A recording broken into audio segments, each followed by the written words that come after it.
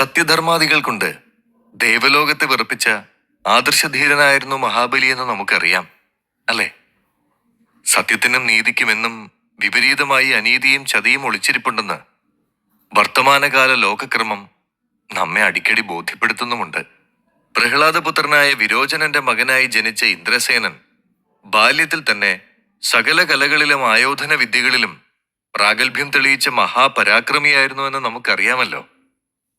പ്രഹ്ലാദന്റെ ലാളനകൾ ഏറ്റുവാങ്ങിയും ഉപദേശങ്ങൾ സ്വീകരിച്ചും ബലി ചെറുപ്പത്തിൽ തന്നെ ധർമ്മചിന്തകൾ മനസ്സിൽ ഉറപ്പിക്കുകയും വിഷ്ണു ഉപാസകനായി പരിണമിക്കുകയും ചെയ്തുവല്ലോ. അസുരകുലത്തിൽ പിറന്ന വിരോചനന്റെ മരണശേഷം ബലി അസുരചക്രവർത്തിയായി അഭിഷേകം ചെയ്യപ്പെട്ടു. മഹാവീരനും ശക്തിമാനും യുദ്ധപരാക്രമിയുമായ ബലി പിൽക്കാലത്ത് മഹാബലി എന്നറിയപ്പെട്ടു.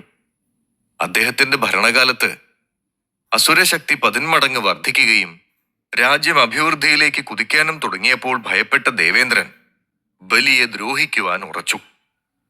മഹാബലി വൻ അസുര സൈന്യവുമായി ചെന്ന് ദേവലോകം ആക്രമിക്കുകയും ശക്തമായ ദേവാസുര യുദ്ധത്തിൽ വിജയശ്രീലാളിതനായി മാറുകയുമുണ്ടായി. ദേവലോകത്തെ കണക്കില്ലാത്ത സ്വർണവും അമൂല്യ രത്നങ്ങളും കൈക്കലാക്കിയ അസുരന്മാർ സ്വരാജ്യത്തേക്ക് മടങ്ങും വഴി ധനമത്രയും കൈവഴുതി വീണ് പാൽക്കടലിൽ ആണ്ടുപോയി. കൈവന്ന സമ്പത്ത് മുഴുവൻ നഷ്ടപ്പെട്ട അസുര സൈന്യം നിരാശരായാണ് മടങ്ങിയത്. നേരത്തെ ചുരുക്കി പറഞ്ഞ മഹാബലി കഥ വിശദമായി ഇങ്ങനെ: ആയിടയ്ക്ക് ക്ഷിപ്രകോപിയായ മഹർഷി ദുർവാസാവ് ദേവരാജനായ ഇന്ദ്രനെ സന്ദർശിക്കുവാനെത്തി. അതിവിശിഷ്ടമായ ഒരു പുഷ്പകമാല്യം സമ്മാനമായി അദ്ദേഹം ഇന്ദ്രന് നൽകി. സന്തോഷഭരിതനായ ദേവേന്ദ്രൻ ആ മാല തന്റെ വാഹനമായ ഐരാവതം എന്ന ആനയുടെ നെറ്റിയിൽ അണിയിച്ചു വച്ചു.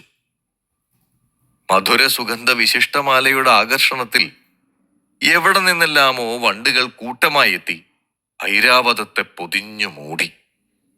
വണ്ടുകളുടെ ആക്രമണത്തിൽ പൊറുതിമുട്ടിയ ഗജകേസരി അപ്പോൾ ആ മാല തുമ്പിക്കൈയിലെടുത്ത് നിലത്തിട്ട് ചവിട്ടി അരച്ചു. ഇത് കണ്ട് കോപാകുലനായ ദുർവാസാവ് ദേവന്മാരെ അളവറ്റ് ശപിക്കുകയും ദേവന്മാർക്കാകെ അകാല ജരാനരകൾ ബാധിക്കുകയുമുണ്ടായി. അതോടെയാണല്ലോ ദേവലോകത്തിന്റെ ആകെ ഐശ്വര്യം നഷ്ടമാവുകയും ദേവന്മാർ ദുർബലരായി തീരുകയും ചെയ്തത്. കിഴവന്മാരായി തീർന്ന് ശക്തിക്ഷയം വന്ന തങ്ങളെ അസുര സൈന്യം ആക്രമിക്കുമെന്ന് ദേവന്മാർ ഭയപ്പെട്ടു. അവർ കൂട്ടത്തോടെ മഹാവിഷ്ണുവിനെ സമീപിച്ച് സങ്കടമുണർത്തിച്ചു.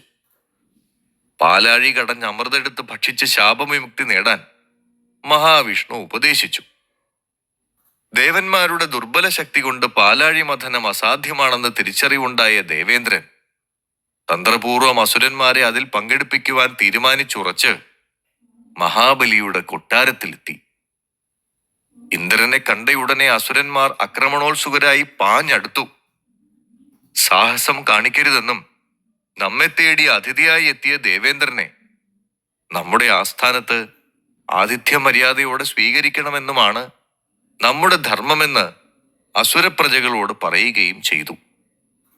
അവരതനുസരിക്കുകയും മഹാബലിയുടെ വാക്കുകളിൽ ഇന്ദ്രൻ സന്തോഷഭരിതനായി നാം തമ്മിൽ വൈരം വെച്ച് പുലർത്തരുതെന്നും ഒരച്ഛന് 2 അമ്മമാരിൽ ഉണ്ടായ സന്താനങ്ങളാണ് ദേവന്മാരും അസുരന്മാരും എന്ന് പറഞ്ഞു വയ്ക്കുകയും നാം തമ്മിലുള്ള വൈരം അവസാനിപ്പിക്കാനാണ് ഞാൻ വന്നതെന്നും മഹാവിഷ്ണുവിന്റെ ഉപദേശപ്രകാരം പാലാഴിയിൽ വീണുപോയ ധനം തിരികെ എടുക്കാൻ പാലാഴി കടയാൻ സഹായിക്കണമെന്നും കിട്ടുന്ന ധനം മുഴുവൻ തുല്യമായി വീതിക്കുവാൻ തയ്യാറാണെന്നും അറിയിച്ചു. സമുദ്രത്തിൽ കിടന്നാൽ ആർക്കും അതുകൊണ്ട് ഗുണമുണ്ടാവുകയില്ലല്ലോ. അമൃതിന്റെ കാര്യം മനഃപൂർവ്വം ഒളിച്ചുവെച്ച് ദേവേന്ദ്രൻ മഹാബലിയെ തന്റെ സ്വാധീന വലയത്തിനുള്ളിലാക്കി. ധനം നഷ്ടപ്പെട്ടതിൽ തങ്ങൾക്ക് കുണ്ഠിതമുണ്ടെന്നും ദേവേന്ദ്രൻ പറഞ്ഞ വാക്കുപാലിച്ചാൽ പാലാഴി മഥനത്തിൽ പങ്കുകൊള്ളാമെന്നും മഹാബലി ഇന്ദ്രനെ അറിയിച്ചു.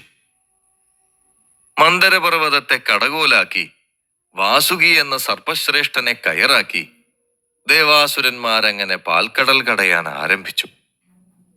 വാസുകിയുടെ തലഭാഗം അസുരന്മാരാണ് പിടിച്ചിരുന്നത്. വാൽഭാഗം ദേവന്മാരും ചേർന്ന് ആഞ്ഞു വലിച്ചു തുടങ്ങി. വാസുകിയുടെ ദേഹം വലിഞ്ഞു മുറുകി വായിലൂടെ പുറത്തേക്ക് വന്ന ശ്വാസത്തിൽ നിന്നും വമിച്ച ഉഗ്ര വിഷവായി ശ്വസിച്ച് അസുരന്മാർ തളർന്നു ബോധരഹിതരായി. ഇത് കണ്ട് മഹാബലി ഇന്ദ്രനോട് വാൽഭാഗം പിടിക്കാൻ വിട്ടുതരണമെന്ന് നിർദ്ദേശിച്ചു. ഒഴിവുകഴിവുകൾ പറഞ്ഞ അസുരന്മാരെ തന്ത്രപൂർവ്വം പിന്തിരിപ്പിക്കാൻ ശ്രമിച്ച ദേവന്മാർ പാലാഴിമഥനം നിന്നുപോകുമെന്ന് ഉറപ്പായപ്പോൾ വാസുകിയുടെ തലഭാഗം പിടിക്കാൻ നിർബന്ധിതരായി തീർന്നു. കടച്ചിലിനൊടുവിൽ ധന്വന്തരി സ്വർണകുംഭത്തിൽ അമൃതുമായി സമുദ്രോപരിതലത്തിലെത്തി. അമൃത് തട്ടിയെടുത്ത അസുരന്മാർ വാസുകിയെ ഉപേക്ഷിച്ച് അമൃതകുംഭവുമായി സ്ഥലം വിട്ടു.